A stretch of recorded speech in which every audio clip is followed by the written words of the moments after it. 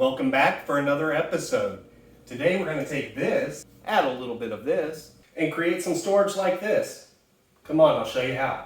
First thing I'm going to do is just move all this junk out of the way so I have a place to work. Okay, I've got my wall cleared. The next thing I need to do is think about my layout. Every garage is a little bit different, but you should be able to use these same techniques that I'm using today to build a shelving system that will work for your garage. Just a few things I need to consider for my garage are that I need to be able to open that door, and as we come down the wall here, I do have my attic access in the way.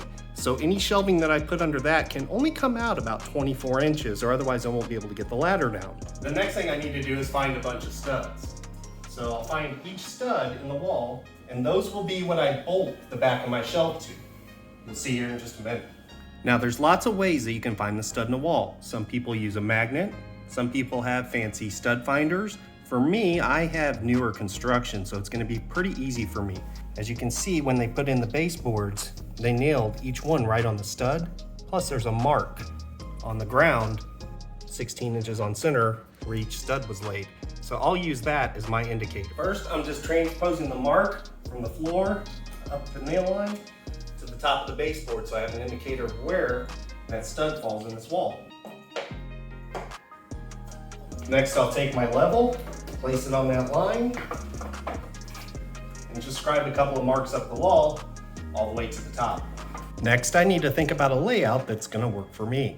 I have this tool cabinet, and I want to be able to slide that tool cabinet under one of these shelves. I also want to have a small workbench in the garage for when I'm working on my cars. And I got to make sure that my shelves aren't too deep over here so that when I pull that ladder down from above, it doesn't hit.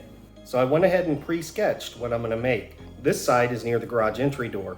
I'll have a place where I can put some storage underneath, a place for chairs, and a place for bins, my workbench, place for bins, and my toolbox, and a place for some bins. Today, I'm just building these shelves out of some 2x4 framing material and a little bit of plywood. The first thing I want to do is lay out the placement of each shelf. So I'm going to start on this end to make sure that I can open and close this door in the future. So from there, I'll mark out where I'd like the edge of my shelf to be. I'll measure over 42 inches for my first set of shelving bays. I'll measure over 42 inches again for my workspace and my shelves above it. And then my last set of shelves will be 36 inches. So the first thing I'm going to do is lay out my verticals. I'm going to put my 2x4 right on that line, make sure it's plumb, and actually score a line on both sides. When I go to the next one, I want to make sure that the side of the 2x4 I referenced on that mark is the side of the 2x4 that I referenced on this mark. And I picked 42 inches because that's how much space I need to fit my bins. If I put a line here, and I actually put my 2x4 over here, I now won't have enough room for my bins. So I'll go ahead and mark this out. I'll double check the measurements to make sure it works, and then we'll start on the horizontal section. Since I'm not sure if this floor is level or not, I'm going to reference everything off of the top board. So the next thing I need to do is figure out where my horizontal piece is going to live at the top of my shelving. I'm using framing 2x4s, and they're 93 inches long. So I'm just going to mark 93 inches in the middle of my wall. I'll put a line on the wall up there, and then I'll scribe a straight line all the way across, and I'll reference everything from there down instead of from the floor up, because I don't know if this slab is actually perfectly level.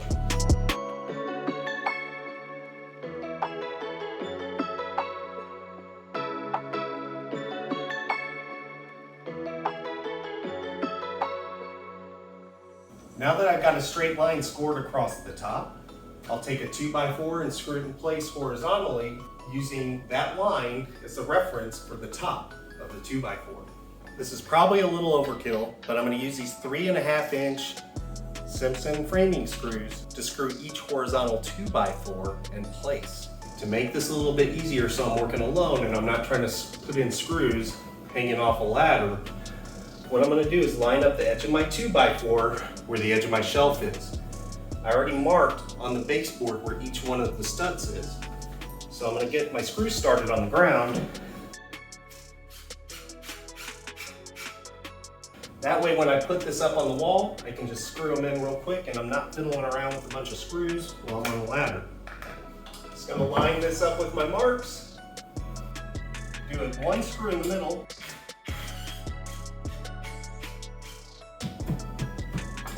Make sure we're perfectly level. Put the rest of the screws in place.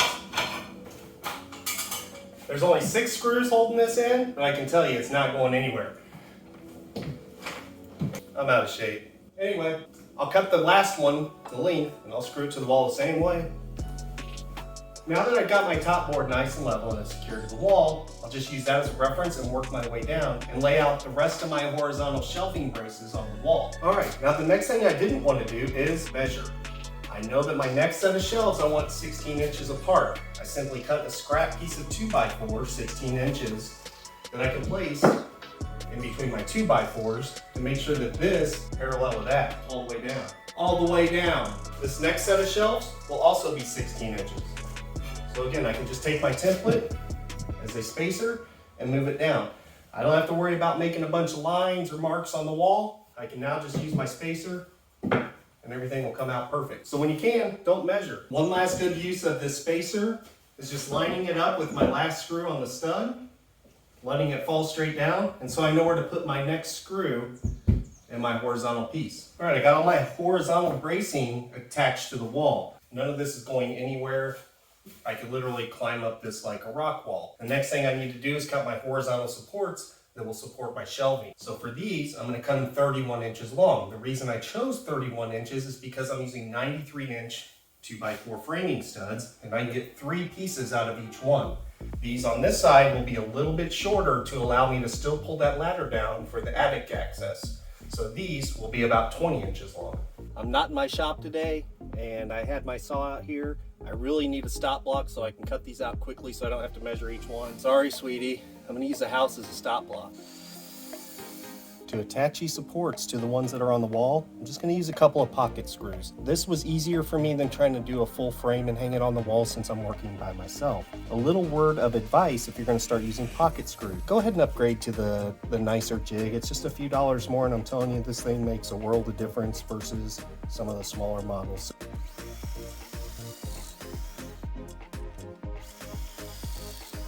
Just do 2 on each and just on the one side. One last tip. Make sure that you set up your drill bit and your jig to the right dimension to match the dimension of the lumber that you're screwing. I can't tell you how many times I've done this, and my first couple of holes were way off because I didn't check everything first. Next, I'll take these and just screw them into place. One thing to note when you're screwing these in place is make sure that you use the right screws. Pocket holes also need the correct screw. These are 2.5-inch screws, and they're made for softwood like this. And that'll be plenty of support for what we're doing here. One note as I'm screwing these horizontal pieces to the edge is I am running a string line down each side. I did line it up with my mark on the wall, so it's very close. And I want to make sure that the edge of the shelf is perfectly straight. So just taking it, putting it on the very edge of the top board, letting it hang down until it stops moving. And I'll put a mark, and that's the mark I'll use to line up the edge of each piece. Before I go any further, I want to make sure that I have enough clearance to get this attic ladder down once all the shelving is built. What I need to account for is a front piece 2x4 that will be the front of the shelf and one supporting leg. So that's 2 thicknesses. So if you look here, it's about 2 thicknesses. I've still got about 2 or 3 inches of room there. I think that's good enough. We're gonna go with it. You can also see here when the ladder is fully extended, it won't hit those shelves there. The next thing I need to do is cut some 2x4s, which will be our face frame for these shelves. So I'll simply measure what I need, cut them to length, and these, I'm simply gonna face screw with some 3-inch screws, so no need to pocket hole these. Now for this middle one, I am gonna check it for square. We'll make sure all these are level this way once we put our supports on each front of these. As you're going through this, I can't stress enough how important it is to work from the top down. Starting with a level 2x4 at the top, measuring your shelves down from there. And then even when you're assembling everything, it's better to work at the top and work your way down. I kind of broke my rule here. And now it'd be nice to be able to get my ladder up here a little bit closer, and I have to have it kind of far away. So just keep that in mind as you're doing this yourself, as it's typically easier to work from the top down. Next, I'm going to add the support leg for my shelf. First, I'll take my level and a clamp. I'll make sure that my support leg is nice and plumb. I'll come up here, take my level and make sure that this shelf is perfectly level. And I'll take some more 3-inch screws and screw it in place. Then I'll take my clamp, I'll move it to the next one down, make sure that this is still plumb. That's why I only put one screw at the top. And then I'll screw it in place with one screw, and then I'll repeat that process with this one. Once I get one screw in all these, I'll go back and put a couple more just to make sure they're nice and solid. For these shorter shelves, I'm doing something a little different. I've cut my boards to length, and I'm going to screw on the front with 2 screws here, and then I'll attach this side to screws from the other side. So it'll look like this when I'm done. As I'm doing this, I'm also checking my diagonals to make sure that I keep this square, to make sure that everything lines up nice and neat. And here you can see what that's going to look like. 2 3-inch screws on the ends and 2 3-inch screws from this way to create this shelf that's not as deep. Okay, we've got the skeleton in place. I double checked that my toolbox will fit under that section there. I made sure that when I pull down my hatch, I've got plenty of clearance for that shelf to miss. Next thing I need to do is chop up some plywood and put it on the shelves. The plywood I chose for this is just 11/16" plywood. It's not very thick. I think it'll be plenty strong for storing bins and the things that I want to put on these shelves. To cut up the plywood, I am going to use my table saw. It's easier for me to bring the plywood down to my shop than it is for me to try to set up some sort of circular saw and straight edge. I don't have a track saw. If I had a track saw, that'd be the obvious choice. My shelves are 34 inches wide, and I'm actually gonna cut these at 33 7/8. I have a slight bow in the back of my wall, and I wanna be able to account for that and make sure that it's not too tight when I go to get this in. So from here, I'll just rip down some plywood to 33 7/8 inches, and we'll take it back up and we'll get it installed. Okay, I've got my plywood ripped to width, cut to length, and now we're gonna try and see how it fits.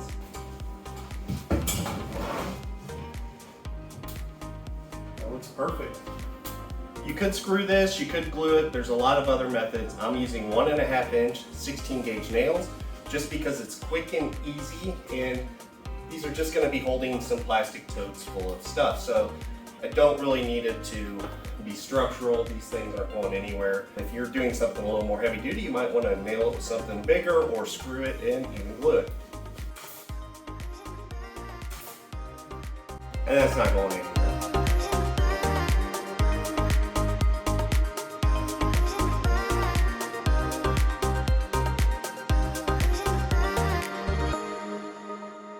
Alright, I don't think I can get that in one piece. That ain't gonna work.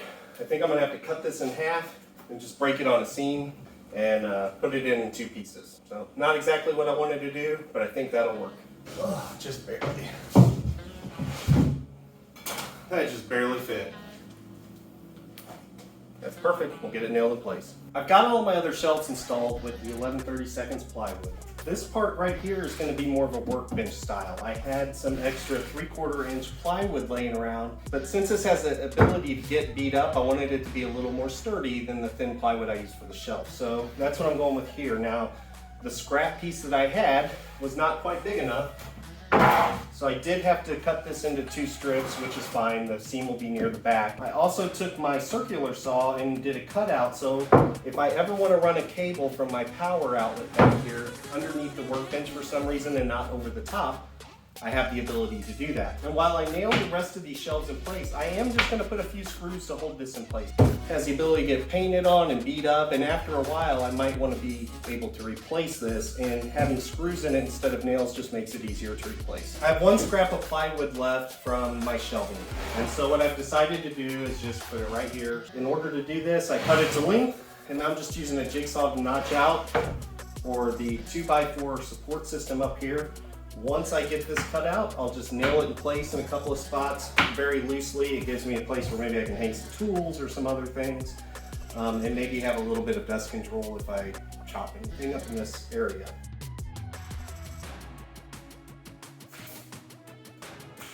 And I just so happen to have 1 last scrap fit perfectly right here, so I'm just going to nail this in the top. I'm not going to worry about putting any backing on this.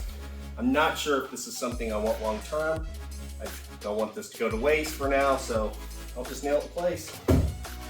For the workbench area, I want to put this light in. It gets a little bit dark under here. and I've got a 36-inch Shelving LED light. And to attach this, I just put a scrap piece of wood up here across the top that I attached to the underside of the shelf, and that's how I'll attach the light. And one 3-foot light adds plenty of extra needed light to the space. One last feature that I added to the shelving system that I picked up from April Wilkerson is this nice step. It folds down. I just screwed it to the 2x4. I did add an extra 2x4 on the back to make sure that I got a nice positive connection. But basically this just folds down and allows me to get to the top shelves without pulling out a ladder if I don't need to.